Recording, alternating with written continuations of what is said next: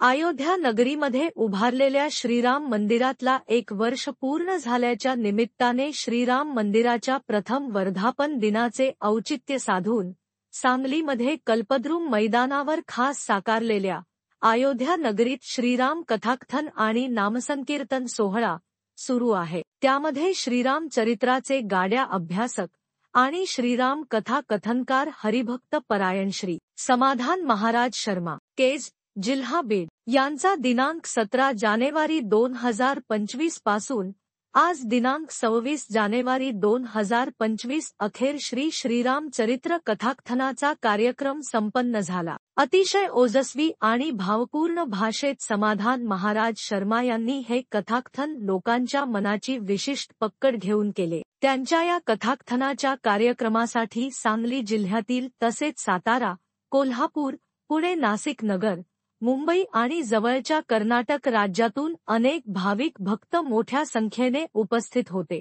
आज संपन्न झालेल्या या श्रीराम कथाकथनाच्या प्रसंगी श्री शर्मा महाराजांनी श्रीलंकेमधील अशोक वाटिका वनामध्ये झालेली सीतामाई आणि श्री हनुमान यांच्या भेटीचा प्रसंग लोकांना अतिशय भावपूर्ण आणि ओजस्वी भाषेत कथन केला। यानंतर श्रीराम चरित्रातील या कथाकथन मालिकेतील शेवटचा प्रसंग म्हणजे श्रीराम राज्याभिषेक सोहळा अतिशय मनमोहक आणि भावपूर्ण रीतीने लोकांच्या समोर त्यांनी मांडला। उपस्थित सारे स्त्री पुरुष भक्त गण या मंगलमय वातावरणात अगदी रंगून गेले होते।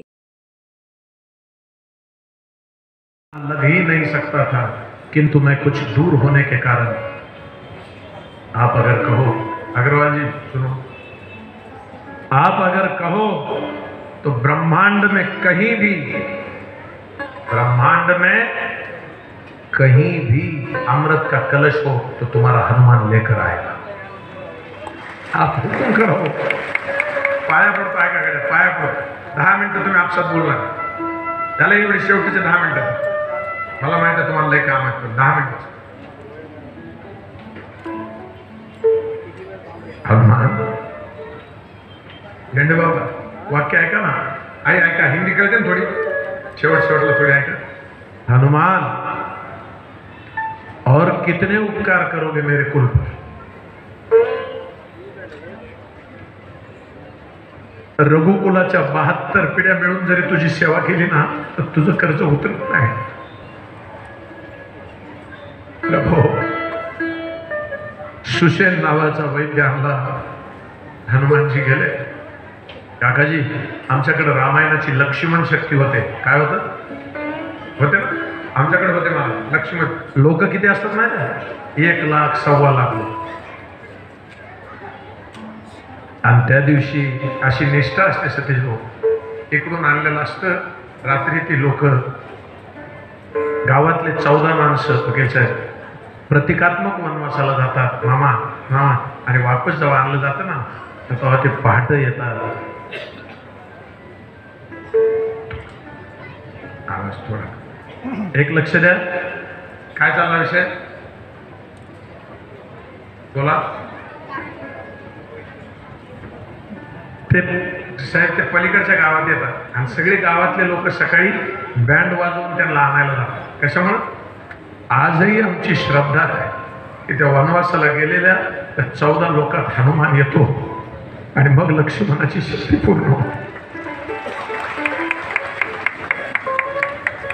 भारत देश ज्ञानियों की नहीं सुनता, विज्ञानियों की नहीं सुनता, लेकिन मेरा देश साधुओं की सुनता है। काकाजी हा प्रसंग एवढा ऐकायसारखा आहे। परताना बाण मारला हनुमानजी, घेऊन यायला लागले,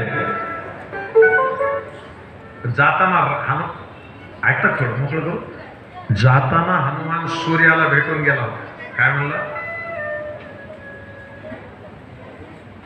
सूर्याला भेटून गेला होता, काय म्हणला माहित आहे?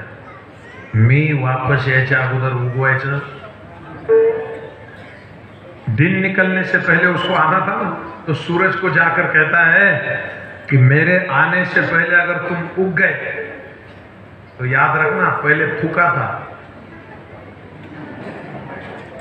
अब खा जाओ, क्योंकि मेरा मालिक परेशान है।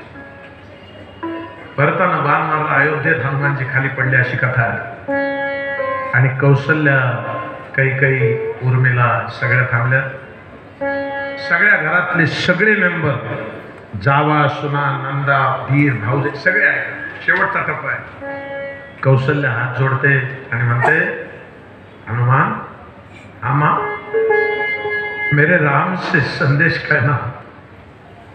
उत्तर ऐका, उत्तर ऐका. माझ्या रामाला एक निरोप दे. तुला काही झालं तरी कौशल्य ऐकू शकते म्हणा, लक्ष्मणाला काही नाही झालं पाहिजे. कोण म्हणलं? कौशल्य. त्याच्या पुढचा ऐकता. सौमित्रा क्या कहती है? अग्रवाल जी, सौमित्रा कहती है अगर लखन को कुछ हो जाए ना तो मेरे पास शत्रुघ्न है, उसको लेकर जाओ, लेकिन राम की सेवा में कोई कमी नहीं आनी चाहिए.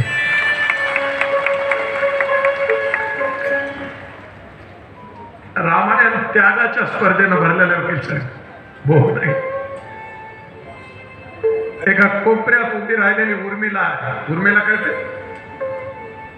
एका कोपऱ्यात उभी आहे.